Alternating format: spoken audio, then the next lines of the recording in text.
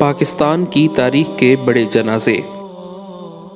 امام احمد بن حنبل رحمۃ اللہ علیہ نے فرمایا تھا کہ ہمارے جنازے ہماری حقانیت کا فیصلہ کریں گے۔ جب ان کا انتقال ہوا تو بغداد میں لاکھوں افراد ان کے جنازے میں شریک ہوئے اور اس جنازے کی شان دیکھ کر ہزاروں غیر مسلموں نے اسلام قبول کر لیا۔ 21 اکتوبر 1929 بروز جمعرات کو میاں والی جیل میں غازی علم الدین کو گستاخ رسول راج پال کو قتل کرنے کے جرم میں پھانسی دے کر شہید کر دیا گیا۔ غازی علم الدین شہید کو پھانسی کے بعد برطانوی حکومت نے ان کی میت بغیر نماز جنازہ جیل کے قبرستان میں دفنا دی، جس پر مسلمانوں نے شدید احتجاج کیا اور علامہ محمد اقبال نے ایک مہم چلائی اور آخرکار 15 دن بعد جب غازی علم الدین شہید کی میت کو قبر سے نکالا گیا تو ان کا جسد خاکی پہلے دن کی طرح تر و تازہ تھا۔ دسمبر کی ایک یخ بستہ صبح کو لاش گاڑی میں لاہور لائی گئی۔ شہید کا جنازہ لاہور کی تاریخ کا سب سے بڑا جنازہ کہلاتا ہے۔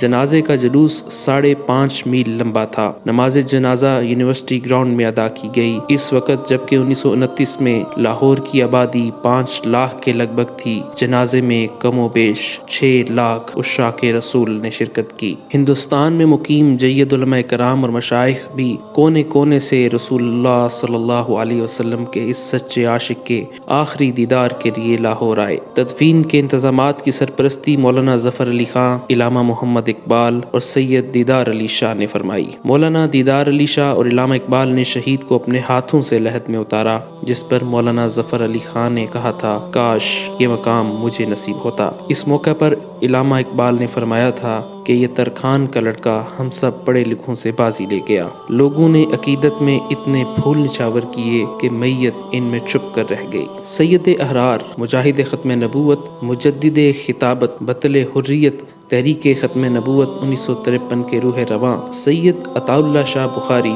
21 اگست 1961 کو ملتان میں انتقال ہوا۔ انہوں نے 50 برس بھرپور قومی اور ملی خدمات میں گزارے۔ ان کے جنازے میں تقریباً 2 لاکھ افراد شریک ہوئے۔ ان کی نماز جنازہ ان کے فرزند اکبر مولانا سید ابو ذر بخاری نے پڑھائی۔ جنازے کے چاروں طرف 8 بانس لگا دیے گئے کہ ہر شخص کندھا دینے کی سعادت حاصل کرنا چاہتا تھا۔ آہستہ آہستہ تمام سڑکیں، میدان، گلیاں، مکان اور چھتیں لوگوں سے اٹی ہوئی تھیں۔ 1 میل لمبا جنازے کا جلوس تھا۔ ان کی وصیت کے مطابق عام قبرستان جلال باقری میں سپرد خاک کیا گیا۔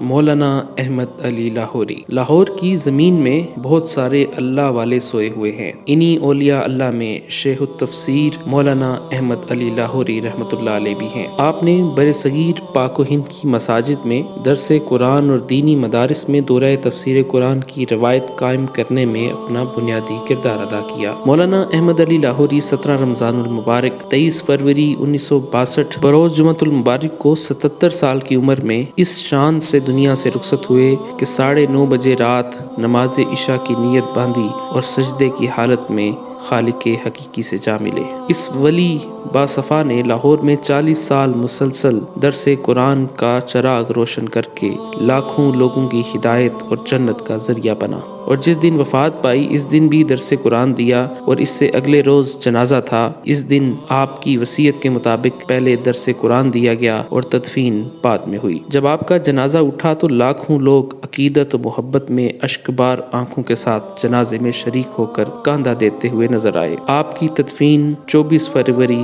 1962 کو میانی صاحب قبرستان لاہور میں کی گئی۔ جنرل محمد ضیاء الحق کا جنازہ 19 اگست 1988 کو شاہ فیصل مسجد اسلام آباد پاکستان میں پڑھایا گیا۔ جنرل محمد ضیاء الحق اپنی موت کے وقت پاکستان کے صدر اور چیف آف آرمی اسٹاف تھے۔ ان کی حادثاتی موت 17 اگست 1988 کو C-130 طیارے کے ایک پر اسرار حادثے میں ہوئی۔ جنرل ضیاء الحق کا جنازہ برصغیر کی عظیم ترین جنازوں میں سے ایک تھا۔ خلق خدا اس طرح ٹوٹ کے امڈی کہ دانشور حیرت زدہ رہ گئے۔ ان کے جنازے میں لوگ زبردستی نہیں بلائے گئے تھے، بلکہ ضیاء صاحب کی محبت انہیں کھینچ لائی تھی۔ جنرل محمد ضیاء الحق شہید کے جنازے کے موقع پر لاکھوں پاکستانی عوام اور کئی کلومیٹر لمبے جنازے کی صفیں تھیں۔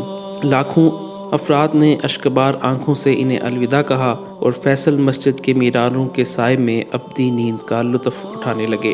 مرحوم صدر کا جسد خاکی پورے فوجی اعزاز کے ساتھ دارالحکومت اسلام آباد کے وسط اور مرگلا کی پہاڑیوں کے دامن میں واقع عالی شان فیصل مسجد کے وسیع و عریض احاطے میں دفن کر دیا گیا۔ تدفین کے وقت بڑے جذباتی مناظر دیکھنے میں آئے۔ 10 لاکھ سے زیادہ سوگواران سسکیاں بھرتے اور آہیں کھینچتے جنرل ضیاء کے تابوت کو اپنی آخری منزل کی طرف جاتا دیکھ رہے تھے۔ لاکھوں پاکستانی اپنی ٹیلی ویژن اسکرینوں پر تجہیز و تدفین کے آخری رسومات کو مبہوت تماشائی بنے دیکھ رہے تھے۔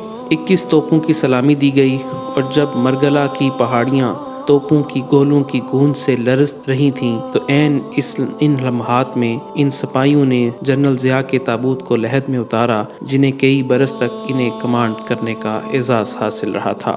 غازی ممتاز قادری۔ سلمان تاثیر قتل کیس میں ممتاز قادری کو 29 فروری 2016 کو سزائے موت دے دی گئی۔ شہادت کے دوسرے دن 1 مارچ 2016 بروز منگل لیاقت باغ راولپنڈی میں لاکھوں عاشقان رسول تمام مکاتب فکر کے لاکھوں افراد نے شیخ الحدیث سید حسین الدین شاہ کی اقتداء میں ممتاز قادری کی نماز جنازہ ادا کی۔ نماز جنازہ کے لیے راولپنڈی کا تاریخی لیاقت باغ چھوٹا پڑ گیا۔ لاکھوں کی تعداد میں شرکاء پنڈال کے اندر اور باہر موجود تھے جو ذکر الہی اور درود شریف پڑھتے رہے۔ نماز جنازہ میں مختلف سیاسی اور مذہبی تنظیموں کے رہنماؤں نے شرکت کی جبکہ ملک بھر سے لوگ قافلوں کی صورت میں راولپنڈی پہنچے۔ پاکستان کے علاوہ خلیجی اور یورپی ممالک سے کئی افراد نماز جنازہ میں خصوصی طور پر شریک ہوئے۔ ممتاز قادری کے جنازے میں تا حد نگاہ عوام کا جم غفیر تھا۔ میت کے ہمراہ لوگ پیدل سفر کر رہے تھے۔ شرکاء کی بڑی تعداد کے باعث منٹوں کا سفر گھنٹوں میں طے ہوا۔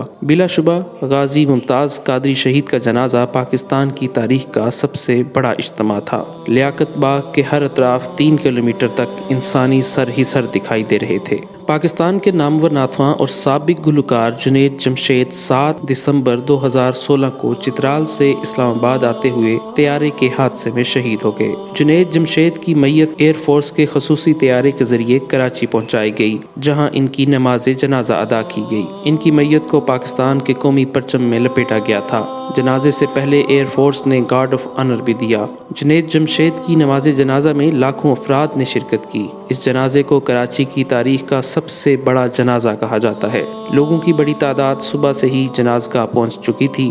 AKD گراؤنڈ میں ہر طرف سر ہی سر نظر آ رہے تھے۔ ملک کے معروف مذہبی اور سیاسی شخصیات، تینوں مسلح افواج کے اعلیٰ عہدیداروں، کرکٹروں، کھلاڑیوں اور مختلف پیشوں سے وابستہ افراد، معروف تاجروں اور صنعت کاروں سمیت لاکھوں افراد نے نماز جنازہ میں شرکت کی۔ جنازگاہ میں تل دھرنے کی جگہ نہیں تھی اور گراؤنڈ کی حدود سے باہر بھی جم غفیر موجود تھا۔ اس کے بعد جنید جمشید کے جسد خاکی کو کرنگی انڈسٹریل ایریا میں واقع جامعہ دارالعلوم کراچی میں سپرد خاک کر دیا گیا۔ مولانا عبد الوہاب پاکستان کی تبلیغی جماعت کے تیسرے امیر تھے۔ تبلیغی جماعت کا حصہ بن کر 80 سال دعوت و تبلیغ میں گزارنے والے مولانا عبد الوہاب المعروف حاجی عبد الوہاب نومبر 2018 کو طویل علالت کے بعد 96 برس کی عمر میں خالق حقیقی سے جا ملے۔ لگ بھگ 20 برس سے ویل چیئر پر آئے اور برسوں دمے جیسے موذی مرض سے لڑتے رہنے کے باوجود حاجی عبد الوہاب نے آخری سانس تک شرعی احکامات کی پاسداری کو مقدم رکھا۔ ان کے انتقال کی خبر ملتے ہی پاکستان سمیت دنیا بھر سے لاکھوں لوگ رائیونڈ پہنچنا شروع ہو گئے اور دیکھتے ہی دیکھتے رائیونڈ جہاں ہر سال عالمی تبلیغی اجتماع منعقد کیا جاتا ہے لوگوں سے بھر گیا۔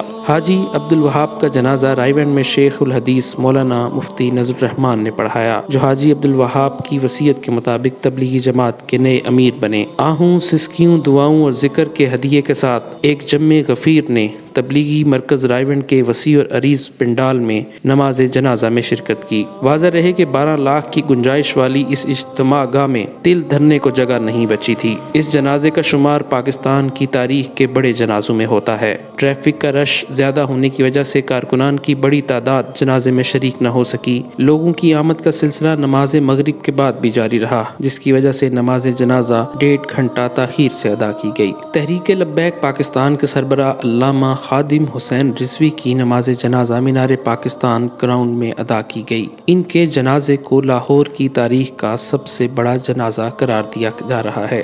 جنازے میں لاکھوں لوگ شریک ہوئے۔ علامہ خادم حسین رضوی کی میت ایمبولینس کے ذریعے صبح 9 بجے گھر سے نماز جنازہ کی ادائیگی کے مقام مینار پاکستان کے لیے روانہ ہوئی، لیکن کارکنوں اور عقیدت مندوں کے بے پناہ رش کی وجہ سے ایمبولینس 4 گھنٹے بعد آزادی فلائی اوور تک پہنچ سکی۔ نماز جنازہ کی ادائیگی میں شرکت کے لیے آنے والوں کا رش اس قدر زیادہ تھا کہ ایمبولینس کو مینار پاکستان کی گراؤنڈ کے اندر نہ لے جایا جا سکا اور آزادی فلائی اوور کے اوپر ہی کھڑی کر کے نماز جنازہ پڑھی گئی۔ مینار پاکستان گراؤنڈ لوگوں سے پوری طرح بھر گیا اور لوگوں کی بڑی تعداد گراؤنڈ سے باہر بھی موجود تھی۔ جنازے میں شرکت کے لیے ملک بھر سے قافلوں کی صورت میں لوگ جنازگاہ پہنچے۔